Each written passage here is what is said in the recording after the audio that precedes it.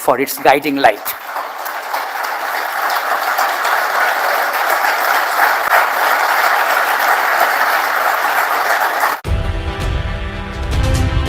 Indian express के संपादक राज कमल ने गोयनका अवार्ड में वोट ऑफ थैंक्स के मंच पर वो कर दिखाया है जिसे करने का साहस मौजूदा समय में पत्रकारिता के पेशे में किसी भी मेन स्ट्रीम मीडिया पत्रकार के पास नहीं है। केंद्रीय मंत्री अनुराग ठाकुर और रविशंकर प्रसाद की मौजूदगी में राज कमल ने मोदी सरकार में पत्रकारों पर होने वाली ज्यादती, वाक स्वतंत्रता पर किए जा रहे हमलों का ऐसा अध्याय प्रस्तुत किया जिसे सुनकर बीजेपी के दोनों नेताओं के कान खड़े हो गए। रविशंकर प्रसाद और अनुराग ठाकुर की असहजता इस तस्वीरों में साफ तौर पर देखी जा सकती है।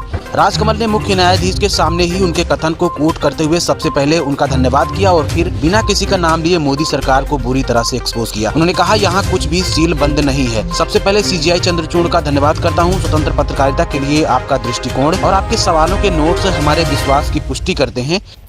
We have had the privilege of the presence of the Honorable Chief Justice, and there is absolutely nothing in sealed cover. You know, in the times we live in, I want to say that there'll be no vote, there'll be just thanks here. The court has kept pushing back at the state to expand our freedoms. That's why when the lights dim, when a reporter is arrested under a law meant for terrorists, when another is arrested for asking a question, when a university teacher is picked up for sharing a cartoon, a college student for a speech, a film star for a comment, or when a rejoinder to a story comes in the form of a police FIR, we turn to the North Star for its guiding light.